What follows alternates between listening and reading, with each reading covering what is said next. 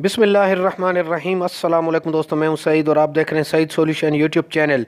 दोस्तों क्या हाल है? उम्मीद है कि सब खैर और आफियत से होंगे। तो आज की वीडियो का मौजू है हमारा दोस्तों सैमसंग की ये विंडो एसी, जो कि क्लेम किया जा रहा है कि आधे टन की है, और ये भी कहा जा रहा है कि ये सिर्फ 2 पंखों जितना पावर कंज्यूम करती है।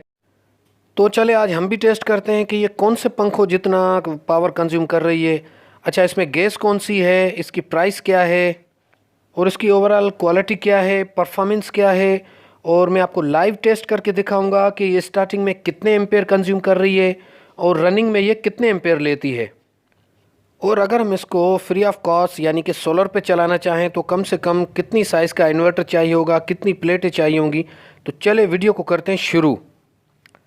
तो सबसे पहले दोस्तों इसकी BTU की बात करते हैं। तो ये 5200 BTU है और 220 से 240 वोल्ट पर ऑपरेट होगी। अच्छा, अगर एम्पेयर्स की बात करें तो 2.5 एम्पेयर से, और वाट की बात करें तो ये तकरीबन 580 वाट तक कंज्यूम करेगी। अच्छा, इसमें वाट 2 टाइप के हैं। अब ये किसी और लैंग्वेज में लिखी हुई है, तो चलें ज़्यादा झंझट में नहीं पड़ते, हम आगे चलते हैं। अगर गैस की बात की जाए तो इसमें R22 गैस है दोस्तों, जिसकी प्रोडक्शन आजकल बहुत कम है, और इस गैस पर चलने वाले फ्रिज और एसी आपको अब बहुत कम नज़र आएंगे, बल्कि ना होने के बराबर, क्योंकि ये माहौलियाती आलूदगी का सबब बनती है। तो हो सकता है कि फ्यूचर में ये गैस बंद ही हो जाए बिल्कुल। अच्छा, इसके अलावा ये कुछ प्रिकॉशंस हैं, आप वीडियो को रोक कर देख सकते हैं। अच्छा, फ़िल्टर की बात करें तो ये फ्रंट वाली जाली इसकी खुलेगी, जिसके अंदर फ़िल्टर लगा हुआ है। यहाँ से आप खोलकर और फ़िल्टर को बआसानी साफ़ कर सकते हैं। बाकी क्वालिटी की बात करें तो बहुत ज़बरदस्त क्वालिटी है, और कूलिंग के हवाले से भी अगर आपका कमरा 10 बाय 10 का है, 8 बाय 10 का है और नीचे की साइड पे है, याद रखें दोस्तों ये टॉप वाले कमरे के लिए नहीं है, नीचे की साइड का है, तो उसके लिए कूलिंग अच्छी कर सकती है। और सबसे बड़ी बात यह है कि ये पायदार है। अच्छा, इसके साथ अगर आप इसको सोलर सिस्टम पे फ्री ऑफ कॉस्ट चलाना चाहते हैं तो अपने 1 किलोवाट के सोलर सिस्टम पे आप इसको बआसानी चला सकते हैं, क्योंकि इसका टार्क लोड नहीं है। अभी मैं आपको जब चेक कराऊंगा तो आप देख लीजिएगा कि ये कितने एम्पेयर कंज्यूम करता है। बहरहाल अगर ओवरऑल क्वालिटी की बात की जाए दोस्तों तो बेहतर क्वालिटी है, सफाई में बिल्कुल आसान है।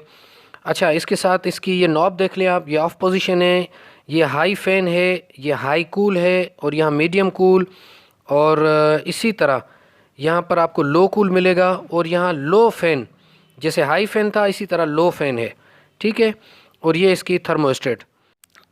अच्छा, इसके अलावा कुछ दोस्तों का ख्याल था कि ये शायद यूज्ड है, तो दोस्तों ये यूज्ड नहीं है, ये बिल्कुल ब्रांड न्यू है, और ये जैसा शुरू में बॉक्स देखा तो ये बॉक्स पैक में है। अच्छा, तो अब जनाब हम इसका लोड टेस्ट करते हैं। तो सबसे पहले मैंने अपना क्लेम मीटर लगा दिया है, उसको 0 पर सेट कर दिया है। तो हम देखते हैं कि इसकी पावर कंजप्शन स्टार्टिंग में क्या है और रनिंग में क्या रहती है। तो जनाब ये देखें, ये 0.32 तक गया है। अच्छा, ये इसका सिर्फ फ़ैन चल रहा है, अभी कंप्रेसर स्टार्ट नहीं हुआ है।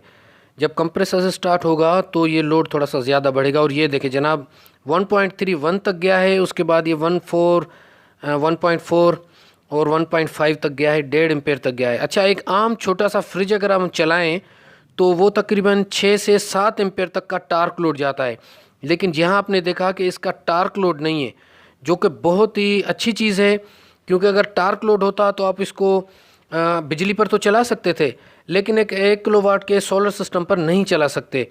तो बहरहाल अभी मीडियम कूल पर है, हम थोड़ा सा इसको हाई पर करते हैं और फिर देखते हैं।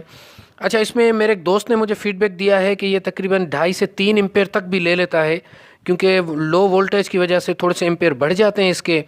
लेकिन बहरहाल हमने जो अपना एक्सपीरियंस किया है इसमें ये 1.9 एम्पेयर से ज़्यादा नहीं गया। 5-7 मिनट तक हमने इसको चलाया है, तो 1.9 एम्पेयर से ज़्यादा नहीं गया है। अच्छा, अभी आप देख रहे हैं कि ये 1.5 पर स्टेबल है, और इसका थ्रो भी अच्छा है, क्योंकि आपको पता है कि विंडो एसी का थ्रो बहुत ज़्यादा होता है। अच्छा, यहाँ दोस्तों एक चीज़ साबित हो गई कि ये 2 पंखों जितना लोड नहीं लेता है। 2 पंखों से मुराद हम सिर्फ छत के पंखे ही लेते हैं, कि जो ज़्यादा से ज़्यादा 80 वाट का होगा अगर नॉन इन्वर्टर है। अगर इन्वर्टर का AC/DC फ़ैन होगा वो तो फिर 45 वाट का एक है। तो ये कौन से 2 फ़ैन के बराबर बिजली कंज्यूम करता है। जैसा कि अभी आप देख रहे हैं कि 1.95 तक ये चला गया है, तो आप हिसाब लगा के 1.95 एम्पेयर को वाट कितने बनते हैं। तो भाई रिक्वेस्ट है कि लोगों को मिसगाइड ना किया जाए। तो दोस्तों ये टेस्ट आपके सामने है, इससे साबित ये होता है कि ये 450 वाट से कम बिजली नहीं कंज्यूम करेगा, बल्कि ये ऊपर करेगा, मतलब ये 550 पौने 600 तक भी कंज्यूम कर सकता है। अगर आप 500 भी लगा लेते हैं और इसको 10 घंटे चलाते हैं तो आपके 5 यूनिट यकीनी तौर पे ये कंज्यूम करेगा।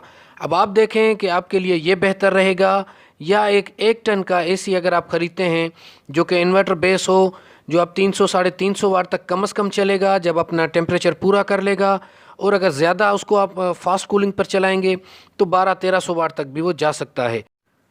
प्राइस की बात करें दोस्तों तो ये 32,000 से 37,000 तक की प्राइस में मार्केट में मिल रहा है। आप पहले पर मालूम कीजिए, तसल्ली कीजिए और उसके बाद कंपेयर कीजिए इस एसी को और एक इन्वर्टर बेस एसी को, तो जो आपको बेहतर लगे वो फैसला कीजिए। लेकिन सुनी सुनाई बातों में मत आया करें, थोड़ी सी तहकीक किया करें, थोड़ी सी कैलकुलेशन अपनी रखा करें।